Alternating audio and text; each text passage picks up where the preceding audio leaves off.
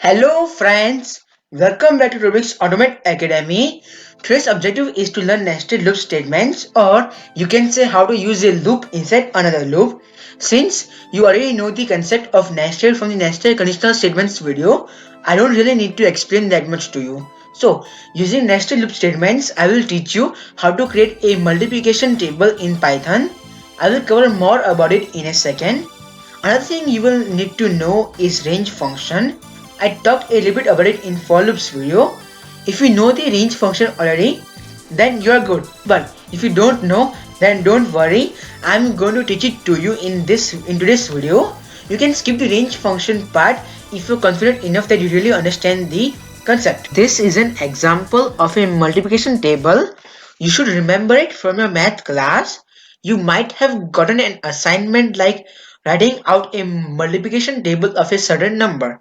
Here, we'll be writing a short logic in Python that will create a multiplication table of a specified number. In fact, the code can even create multiple tables of multiple numbers.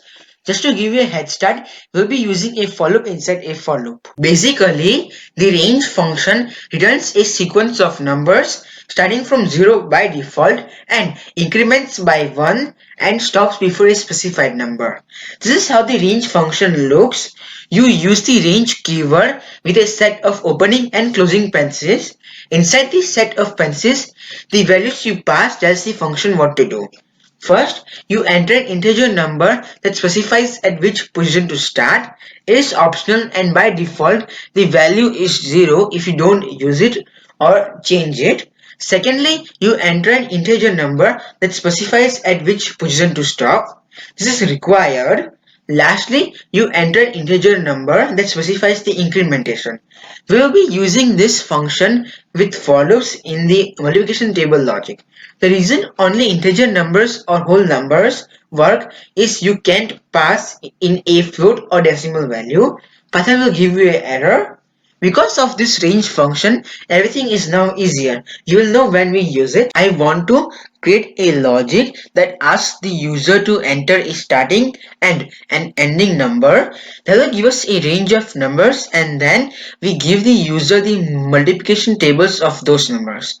For instance, if the starting number is 3 and the ending number is 7, then create and print multiplication tables of numbers 3 through 7.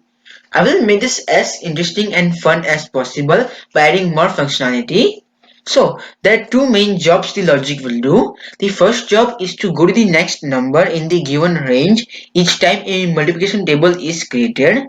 The second job is to create the multiplication table for each number. So, the first or main or the outer for loop will do the first job, and the for loop that is inside the main for loop will do the second job. I know it sounds confusing, but I assure you that everything will make sense once everything is done. Firstly, we need to ask the user to enter two different numbers, so that's why we need to create two different variables. So we will say start num equals int input, enter a starting value or number only. Then we will say end num equals int input, enter an ending number only. And now we will create the main for loop to complete the first job. So we will say for number in range start num, then end num plus 1. The reason we need to say plus 1 here is because Python counts one number less than this ending number as the last number in the range, meaning if you say 5 here as the ending number, then Python will only count up to 4. It will expect the number 5, and since we want to print the multiplication table until this ending number, we have to say plus 1. Additionally, we don't need to mention the incrementation value because the default incrementation value is 1 and that's what we want. This is optional. You don't have to mention the incrementation value if you don't want to. Moving on, now we'll create another for loop to complete the second job. So we'll say for num in range 1, 11. The reason I put the range from 1 through 10 is the multiplication table consists of number times 1 through number times 10. So we want the loop to run 10 times to generate a correct multiplication table. So after this we will print it. First I will show you, then I will explain you. Number times number.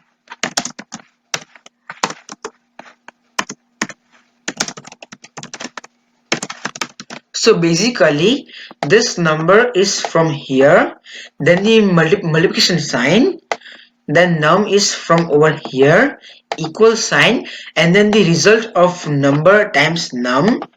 So this statement is going to print this. So the numbers are just for an example. Now I will run this code and test if we get the expected results. So I will say 3 as the starting number and 7 as the ending number. And as you see, we get the expected results.